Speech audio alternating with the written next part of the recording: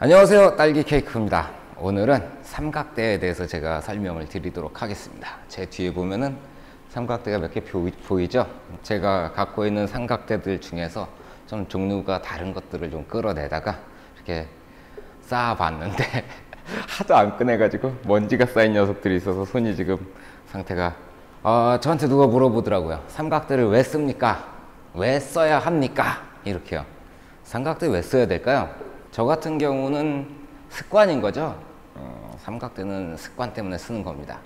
그리고 최고의 퀄리티를 만들어내기 위해서 삼각대가 필요할 때가 있어요. 참 대답하기 힘든 질문입니다. 카메라를 구입하시게 되면 이제 삼각대를 선택을 하시게 되죠. 그래서 삼각대 종류에 대해서 제가 말씀을 드릴게요. 제일 작은 삼각대들은 이런 것들이 있죠. 이걸 뭐라고 부르냐면은 미니 삼각대라고 불러요. 요 위에다가 카메라를 장착하고 올려놓고 촬영을 하죠. 장점은 굉장히 가볍다는 거예요. 그래가지고 이렇게 접은 상태에서 카메라 가방 구석이나 어딘가에 이렇게 걸어두고 다닐 수 있다는 거죠. 그리고는 이제 많이 보시는 삼각대가 이런 것들이에요. 카메라를 살 때 이제 카메라 파는 가게 주인 아저씨가 저렴한 가격에 한번 갖다 써보라고 이렇게 추천해 주는 삼각대가 있죠. 제가 봐도 굉장히 가볍습니다. 근데 안타까운 건 이 삼각대는 셀프 타이머로 이렇게 기념사진을 찍는 것 이외의 용도로 사용하기에는 조금 부적합해요. 이유가 뭐냐면은 신뢰성이 없어요. 제가 만약에 이 삼각대를 가지고 사진을 찍는다. 그래서 가서 맞춰놓고 누르는데 어때요? 이렇게 흔들리죠? 요 머리 부분도 흔들리고 꽉 조여볼까요? 그래도 흔들리는 건 어쩔 수가 없어요. 셔터를 누르는 이 진동으로 카메라가 흔들려요. 그래서 이런 삼각대들은 본격적으로 사진을 시작하실 때는 좀 바꿔주셔도 괜찮을 것 같아요. 그렇다고 못 쓰는 건 아니고요. 어떻게든 쓰면 되는 거죠. 자, 다음은 이런 삼각대가 있죠. 이게 저도 한 7, 8년 정도 가지고 있는 삼각대인데 맨프로토에서 나온 190이라는 삼각대예요. 그래서 이 삼각대는 적당한 사이즈에 적당한 크기가 딱 되어 있죠. 그래서 이렇게 흔들어 봐도 셔터를 누를 때 어딘가가 이렇게 많이 흔들리지 않는 적당한 삼각대. 제가 추천하라 그러시면 한 요 정도 삼각대들을 제가 많이 추천을 해줘요.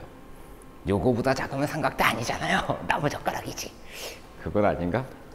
재미없잖아. 자, 다음으로는 요런 삼각대들이 있죠. 굉장히 전문적인 촬영을 위해서 사용하는 삼각대예요. 삼각대 자체 무게가 한 6, 7kg 정도? 그래서 고르실 때는 삼각대를 선택해야 되겠다. 어떤 삼각대를 살까? 그걸 고르실 땐 첫 번째는 가격을 고려하세요. 내 주머니 사정에서 어울리는 삼각대인가? 전 그게 첫 번째라고 생각합니다. 그리고 그 다음 뭐 무게 같은 거 있을 텐데 삼각대를 구입해 놓고도 가지고 다니지 않는다면 좀 곤란하겠죠. 요 삼각대 같은 경우는 이제 무게가 한 2.9kg 정도 나가는 삼각대인데 가지고 다니기 그렇게 힘든 것 같지는 않아요. 그래서 그 두 가지, 가격하고 무게, 그걸 먼저 고려를 하시는 게 좋을 것 같습니다. 자, 다음은 삼각대 각 부분별 이 자세한 상황들을 한번 살펴보도록 할게요. 요 밑에 있는 건 베이스라고 부르겠죠.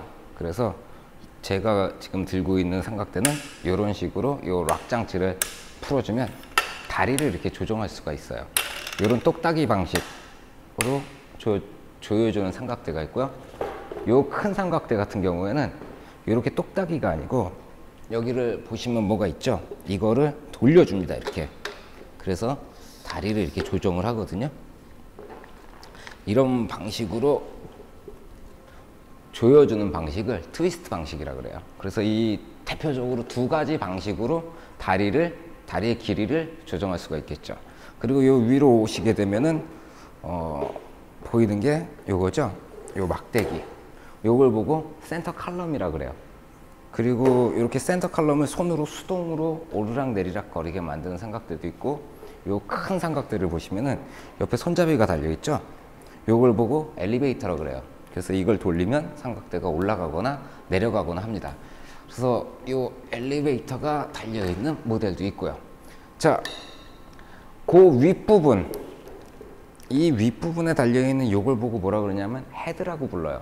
그래서 요 헤드는 볼 헤드라 그래요. 가운데 동그란 볼이 들어가 있죠. 요걸로 3차원적인 그 움직임을 가능하게 해주고, 요 헤드 같은 경우에는 손잡이가 많이 달려 있죠. 그래서 요걸 풀면 삼각대가 좌우로 움직이고, 이 뒤에 긴 걸 풀면 앞뒤로, 그리고 요걸 풀게 되면은 카메라가 좌우로 까딱까딱 요런 식으로 작동을 해요. 요걸 보고 3웨이 삼각대라고 불러요. 그래서 볼 헤드 같은 경우에는 한 번 풀러가지고 3차원적인 움직임을 한꺼번에 소화할 수 있으니까 빠르겠죠, 움직임이. 그 대신에 3웨이 삼각대는 3차원적인 운동을 레버 하나로 하나씩 조정하는 거예요. 그러니까 살짝 속도는 느린 대신에 굉장히 정밀한 사진을 촬영할 수가 있겠죠.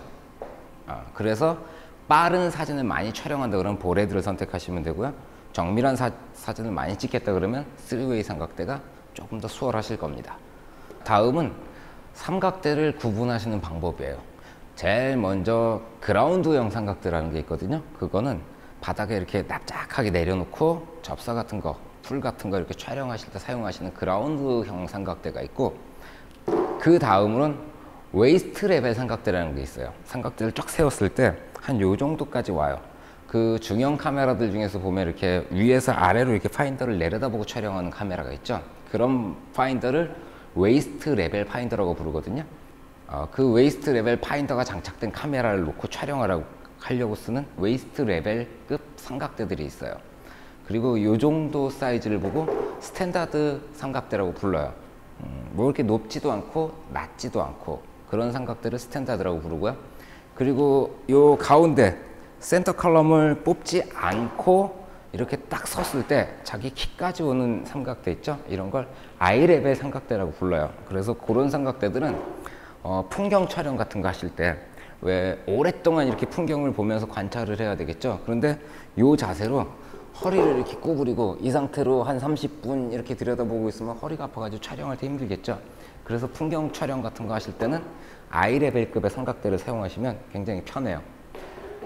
이렇게 굉장히 큰 삼각대는 뭐라고 부르냐면은 오버헤드급 삼각대라 그래요. 제가 이 삼각대를 한번 올려보도록 하겠습니다. 자, 제가 오버헤드급 삼각대를 활짝 펴봤습니다. 이 정도 삼각대는 풍경이라든가 혹은 위에서 뭔가를 촬영해야 될 때 사용하는 삼각대거든요. 그래서 이 오버헤드급의 삼각대를 가지고 다닐 땐 보이시죠? 사다리를 같이 가지고 다녀요. 올라가서 촬영할 때 쓰려고요. 삼각대를 사용하실 때 알아두셔야 될 게 있어요. 보통 이제 촬영하러 갈 때 삼각대를 다 접어가지고 가지고 다니죠. 그래서 촬영 이제 삼각대가 필요하면 삼각대를 핀다 이런 말씀들을 하시더라고요. 촬영지에 도착하시면은 일단 삼각대부터 풀어놓으세요. 가방에 이제 삼각대를 메고 가본 적이 있는데 끝까지 삼각대를 안 쓰게 되더라고요. 그래서 나 오늘 삼각대 괜히 갖고 왔나 봐 이런 말 하게 되는데 그렇지 않습니다. 촬영지에 도착하자마자 삼각대를 꺼내시고 그 위에 카메라를 장착을 하세요. 그래야 삼각대를 쓰게 돼요. 거기다가 이렇게 피고 다니면 들고 다닐 때 걸치적거리죠. 보통 이렇게 메고 다니다가는 어딘가에 부딪힐 수 있겠죠. 그래서 저는 촬영지에 도착해서 삼각대를 들고 다닐 때는 이렇게 품에 안고 다녀요. 그러다가 뭘 찍어야 되겠다 싶으면 삼각대를 내려놓고 촬영을 하죠. 다리를 피지 않고 이런 식으로 설치하고 촬영을 할 때도 있습니다. 자, 오늘은 여기까지입니다. 뭐 궁금하신 점이 있으시다면 인터넷을 찾아보십시오. 수고하셨습니다. 필승.